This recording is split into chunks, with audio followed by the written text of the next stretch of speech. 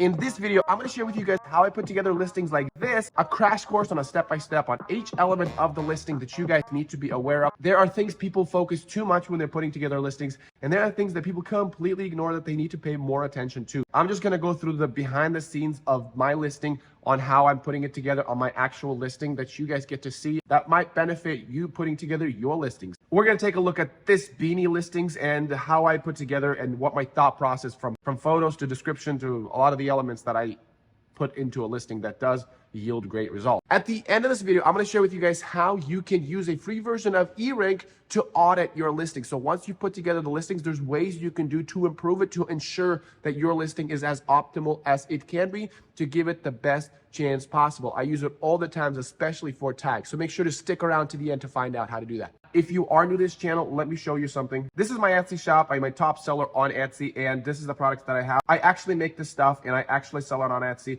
We actually make it here in the shop. So if you're a person that actually wants to sell on Etsy, this is the channel you want to follow. All right, let's get to it. So this is my listing. So when we talk about photos, there are 3 different types of photos that I like to have on each listing. The first one is just a show off. Show off, it's the first few photos that I do a show off. Usually this is on my photo station that I have with lighting set up, and the lighting that are set up is synced with the filters that I have on my computer. That way it makes the process faster. I always try to make this process as fast as possible, because if I have a sample, I want a listing out of it as fast as I can. So I usually have a pretty good setup. Now the second 2 is usually a model. If you have the opportunity to get a model, take that opportunity. Now I have a daughter, I have 2 daughters, so I used one of them. Now this here is my nephew, but it worked out well. So if you have the opportunity to put a model, do it. So on the thumbnail, you want to think about what is the characteristic or trait that they're looking in a product, and you want to make sure that is as clear and visible as possible. And that's why I'm not a fan of like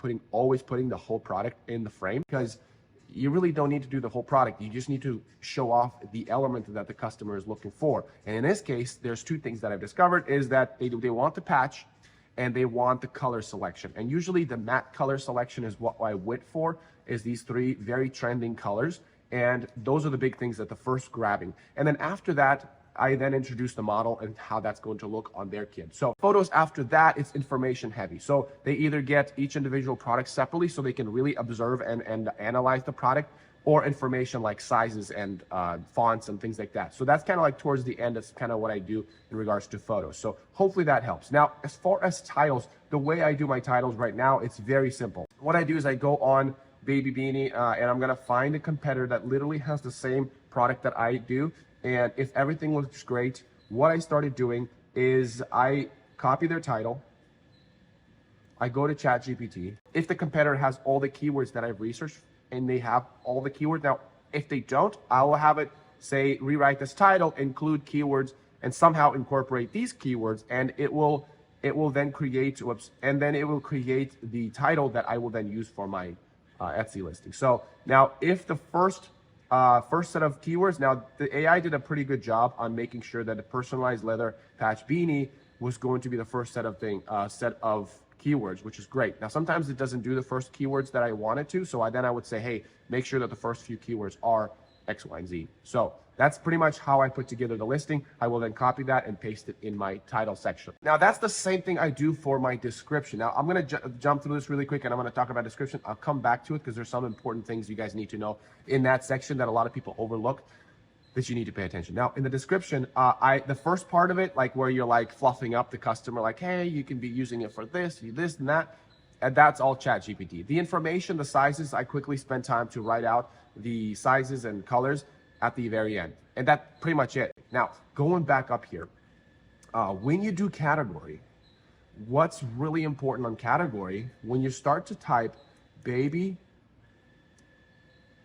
beanie, right? When you start typing baby beanie, you want to make sure that you are really specifying this specifically on what your product is. A lot of times what I find people doing is they'll choose a general category, like for example, gender neutral baby clothing. Like, yes, your product can fit into that category, but you want to really get to that specific detail. In this case, it's skull caps and beanies, right? If there was even another more specific, I would use that. But you want to make sure that you are specific on your categories. This is very, very important because you want to shimmy your product into a category, into a section. So Etsy knows exactly what your product is, and it could start ranking it right away. But if you do it on something broader, it's going to take it a longer time for Etsy to really figure out what's the true meaning of your product. And this is very important. So make sure that you do a little bit of research, do a little bit of work on this section. So you want to make sure that you get it just right. And then because what it's going to do is it's going to apply these tags. And these are tags. These are SEO friendly tags, right? So when you do put together tags, you don't have to repeat these anymore. Hats, caps, winter hats, skull caps, beanies. You don't have to repeat these keywords in the tags because they already exist in your SEO or listing that will be used for SEO.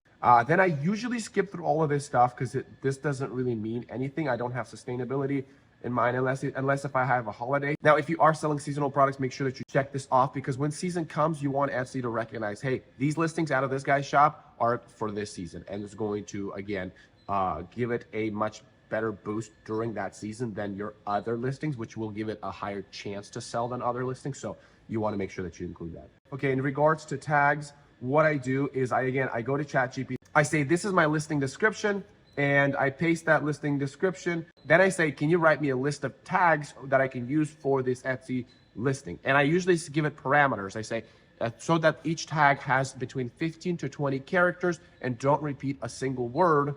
And then it'll start giving me a list. And out of that list, I then start copy pasting into the tag. So watch this. So there we go. So I say, make sure that not a single word is repeated, 15 characters. And what it's going to do is it's actually going to give me a list. However, I don't just copy the full name altogether, because remember, we don't need to use the word keywords hats. We don't need to use the keywords beanie because that's already used in our tags and title. So I'm going to go through this list and find keywords that are not in my description and not in my category. And sometimes I ask it to give me synonyms for keywords like blush or peach or anything that's somewhat related to my product. And if there is some keyword, like say if I'm selling something floral and whimsical pops up, I'm like, oh, that's right, yes, it's whimsical. That way it gives you an idea of other ways to say it that you are currently not thinking of. So that's how I use ChatGPT to write my tags. And then variations, this is how I do my variations, okay? So now Etsy only gives you 2 different variations. And I pretty much never use, so I'm gonna delete this.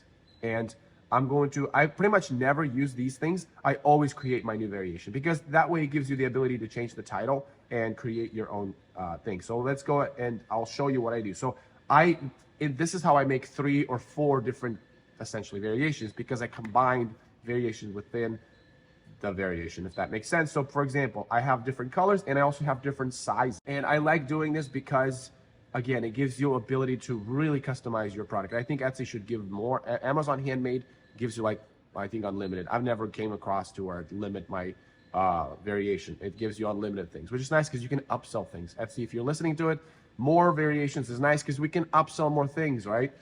If I can say, hey, matching onesie with this hat, I can add a 3rd one, and that now all of a sudden making the customer experience easier. Anyways, I don't want to get on that soapbox, but so if there's going to be a variation in price, I make sure that variation is separate so that it's easier for me to add the prices to it. If the sizing, I had a different price for that, I would actually put the size in here and say blush, and then I would do color and font here. But since this really doesn't matter, I kind of combine it together because now if that's not the case, then I combine the color and the size together so that way they're actually choosing the actual hat right there in that one variation, and then they can choose a font, which is a secondary element. So I try to get primary things together, secondary separate, unless if the price is the variation factor. If the price is different on the different sizes, then I put that separately to make it easier when you get back here and you have to add the prices. So now here I usually give them a simple command child's name here, and that's it. Don't get too fancy, don't get crazy. Unless you have, oftentimes what I do is if the font defaults to say a font 1. Now, sometimes what I do is if there's not enough room, let's just say there's another thing that I added, I allowed them to choose the patches that they can choose different color patches, and I didn't have space for fonts. What I would do is say child's name here, also include the font number. Font will be defaulting to font 1 if not selected. So that's kind of how I do it. That way the customers, if they see that there is an option, they can write it in the description or they can write it into the personalization. And if they haven't written, you already know what's plan B, or at least what's plan A. And if they add it, that's going to be plan B.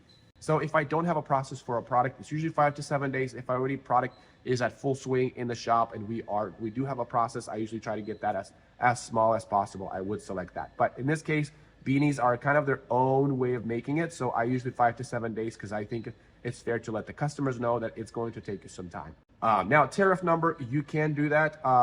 Tariff number, you just click on it and automatically gives you the tariff number. You could always look this up on Google. Always have a policy, return and exchange policy. That's really important. That helps with ranking. I find if the listings that don't have this, they tend to not perform as well, because Etsy wants the customers to be happy and that there is a plan B in case something goes wrong.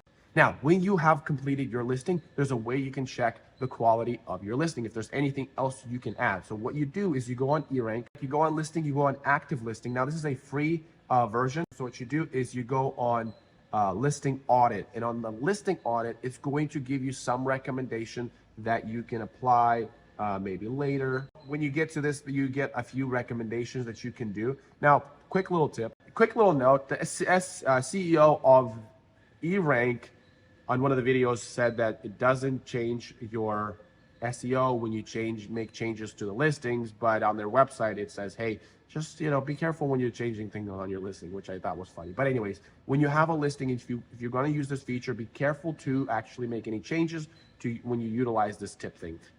I would recommend using this section of eRank when you're just putting together a listing, because it'll give you the tips and you can change it and then you're good.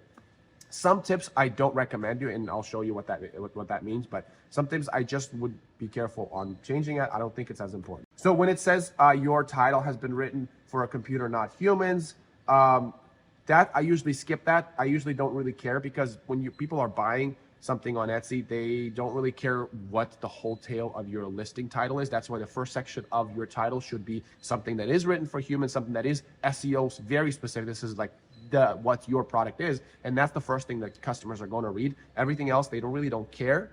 That's for SEO. So that's why I would disagree with things like that. But anyways, you can look through that. Now, one of the things that I do like when it does is it gives you tag ideas. So when you put together a listing, go through this list and copy these tags and put together your own list, and then you can go back to ChatGPT and say, hey, with these keywords in mind, put together a listing, or put together a list of tags. So yeah, make sure you go through that and see if that applies to you and update your tags. I think this is one of the most powerful things, one of the most important things that you can do after you've created a listing. I always keep just check this and see what else you might have missed. And again, you don't need the pro version, because you could just look at the competition. And this kind of gives you an idea of some of the tags you might have missed. Even if it has a low competition, you're like, oh, you know what, Dusty Gray is a good idea for me to add. Should you advertise this listing? Well, I have a whole separate video right here talking about how to properly advertise your listing. Now, there's a reason I said, hey, I'm not going to advertise it right now because it's not Christmas, because of the important things that I talk about in this video. So if you really want to get your advertisement game going up, make sure to check that out.